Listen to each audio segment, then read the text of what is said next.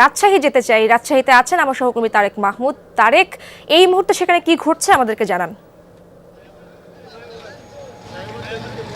ইশরাত, এই মুহূর্তে পরিস্থিতি কিছুটা শান্ত। বেলা ৩টার পরে রাজশাহী বিশ্ববিদ্যালয়ের যে পাশে যে বিনোদপুর বাজার রয়েছে, এই বিনোদপুর বাজার থেকে কিন্তু শিক্ষার্থীরা জড়ো হতে থাকেন এবং সেখান থেকে কিন্তু খণ্ড খণ্ড মিছিল নিয়ে কিন্তু রাজশাহী বিশ্ববিদ্যালয়ের যে প্রধান ফটক, সেই প্রধান ফটকে কিন্তু আসেন এবং এই কোটা আন্দোলনকারী শিক্ষার্থীরা ৩টার পরে কিন্তু রাজশাহী বিশ্ববিদ্যালয়ে কিন্তু তারা প্রবেশ করেন এবং যে তারা প্রশাসন ভবন থেকে প্রত্যেকটি হলে হলে কিন্তু যে মিছিল নিয়ে যান এবং তারপরে কিন্তু শিক্ষার্থীরা বের হয়ে আসেন এবং গোটা ক্যাম্পাসের প্রদক্ষিণ করেন। আমরা যতটুকু দেখতে পেয়েছি যে রাজশাহী ঢাকা মহাসড়কের যে গুরুত্বপূর্ণ মোড়গুলো রয়েছে এবং বিশ্ববিদ্যালয়ের প্রধান ফটক যে রয়েছে, সেই প্রধান ফটকে কিন্তু আসার পরে তারা শিক্ষার্থীরা একসাথে জড়ো হয়ে গোটা ক্যাম্পাসে কিন্তু তাদের যে দাবি দেওয়া সে বিষয়ে কিন্তু তারা বিভিন্ন স্লোগান জানিয়ে এবং শিক্ষার্থীদের উপরে যে হামলা হয়েছে এবং শিক্ষার্থীদের উপরে যে মামলা হয়েছে, সেই হামলা এবং মামলাগুলো কিন্তু নিরসনের জন্য তারা দাবি জানিয়েছেন এবং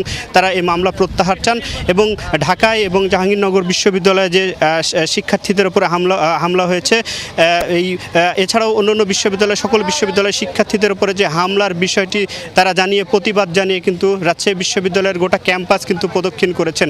এখন বলা যায় কিছুটা শান্ত। এর আগে আমি যেমনটি দেখেছি যে এই রাজশাহী বিশ্ববিদ্যালয়ের যে বঙ্গবন্ধু হল, সেখানে কয়েকটি মোটরসাইকেলে আগুন দেওয়ার ঘটনা ঘটেছে এবং শিক্ষার্থীরা এখন রাজশাহী বিশ্ববিদ্যালয়ের যে চারুকলা এলাকা রয়েছে সেই চারুকলায় জড়ো হচ্ছেন এবং সেখানে কিন্তু তাদের যে আন্দোলন সেটি কিন্তু তাদের যে দাবি দেওয়া সেই দাবি দেওয়া জানিয়ে কিন্তু তাদের যে আন্দোলন সেটি বলছেন এবং তারা বলছেন যে তাদের আন্দোলনটি যৌক্তিক এবং তাদের আন্দোলনের যে দাবি দেওয়া না মানা হলে নতুন নতুন যে কর্মসূচি সেটি কিন্তু দেওয়া হবে।